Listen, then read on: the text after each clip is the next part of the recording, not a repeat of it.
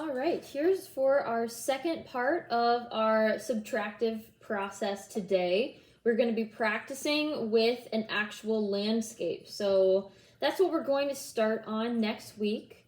So this will be a nice little practice. Definitely think about this as a study, okay? You probably don't want to spend too much more than maybe a couple hours on this, just kind of reflecting the amount of time that we'd have in class, right? So this is the picture that everyone is going to be working from today. So we have a very nice dramatic landscape with some really light lights and some really dark darks and some grays sort of in between here. So what we're going to start with is our fresh page in a sketchbook, and we are going to fill in like we did with our value scale. Sorry, my cat is having the zoomies right now, running around my apartment, which I have already done, so you don't need to, spend a few more minutes watching me do that. But definitely fill in the entirety of your page here with that dark, dark velvety value with your compressed charcoal, right? Still using our compressed charcoal here. Fill in our entire page and make sure you rub that and blend that in so that we don't see any paper speckles, okay? You see that this is a flat use of value here. And then we're going to use our same materials that we had used before with our rubber eraser and our kneaded eraser, okay? So have your photo reference that is attached in the Canvas assignment at the ready. I'm going to be referencing this, so I'm just going to keep my phone here right next to me on the side so I can sort of set up.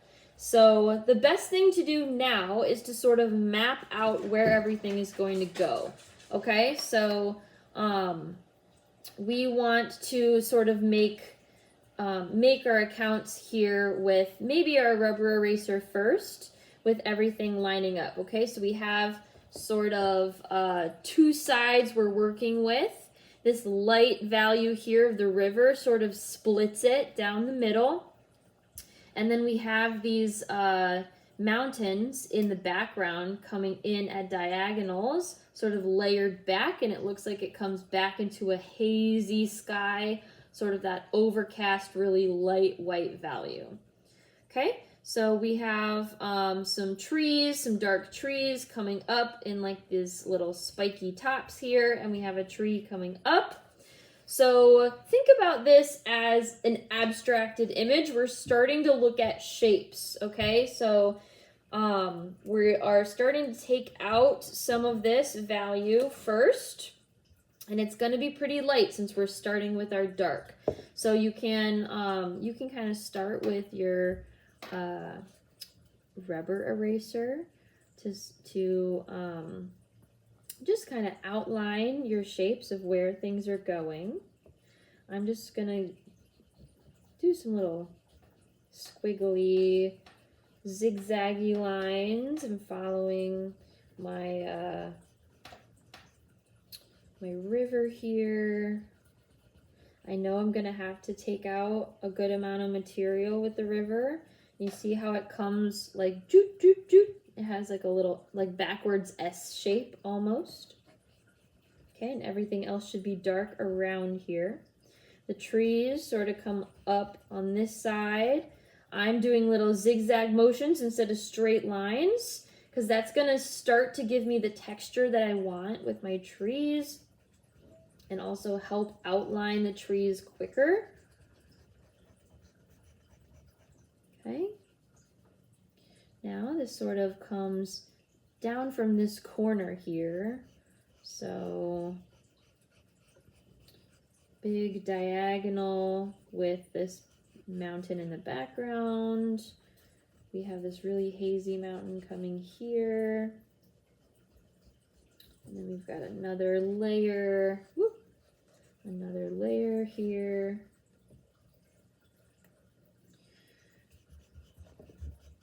All right, so I don't know if you can see that coming through, but I've pretty much mapped out what I need to do. Now, the easiest part will probably be starting to take out some of the lighter, because you know from doing your value scale, that's probably going to go the quickest. You can use some pretty decent pressure on this.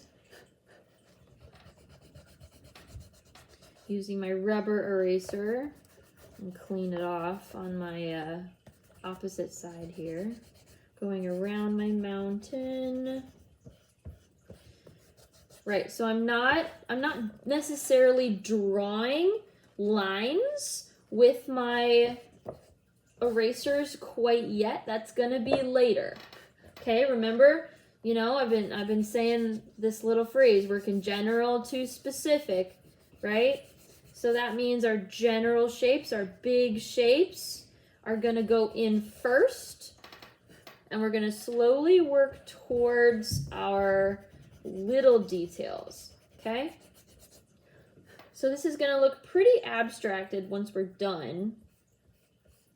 And we're still focusing on the subtractive process, the reductive process. We're taking out the material rather than fixing our lines and putting lines in. I don't want to see any outlines with the charcoal, okay? None.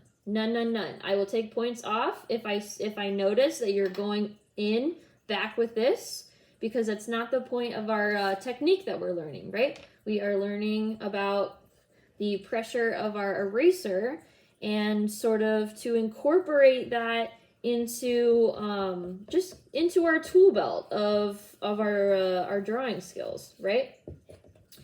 So we got another pretty light value down here, and you can sort of build this up and strategize, but we also see this little tree here coming up. So maybe I want to outline this first. We have a couple of trees, and I'm just going to keep this really abstract for now, going back and forth with some, see how I'm blowing off my little crummies, my little dust, just so I can see the value a little bit better. Okay, there's my basic outline of some trees here. Now I can go back around those and take off some more charcoal here to reveal that lighter value of the river. Okay, because you're wanting to kind of think this out before you get too ahead of yourself. Okay, we see some texture kind of going back and forth like this with the movement of the river and the rocks, and also the filter of the photograph. So I'm going to emulate that. I'm going back and forth, kind of horizontally. It kind of goes back into behind the trees over there, right? And zoom back out. Okay. Do the same sort of thing. Yeah, definitely gonna need to erase off some of my eraser here, but yeah, kind of getting into the zone. Taking everything off incrementally. Okay, that makes sense. So spend at least an hour and a half on this, just kind of emulating the amount of time that we would have had in class to start this. And you can work pretty quickly through this, right? It doesn't have to be too slow, too thought out, but this is also a great time to experiment some more mark making with your eraser. Like we experimented a little bit with some mark making over the last couple weeks with our drawing materials. It's really going to make your drawing come alive with all of the different experimental marks and types of textures and directions and ways you are using all of these supplies, right? it's so versatile. Drawing is such a versatile thing. And I want you guys to kind of open up your minds of what kind of things that you can make. How can you make it look? How can you make it look like it's yours, right? There's no, following the parameters of the assignment is one thing, but it's also creative. It's also art. It's also yours. So giving you the space to kind of create in your own hand, right? I don't want it to look like a robot did it, right? So don't be kind of thinking about what you should do, what's the right way to make it look. It's kind of gonna, reflect you. So as long as you're following the parameters of the assignment and the techniques that I'm showing you, just keep that in mind, okay? All right, I'll show you some progress pictures in the assignment along the way, but that's pretty much how this is going to shake out. And good luck and have fun.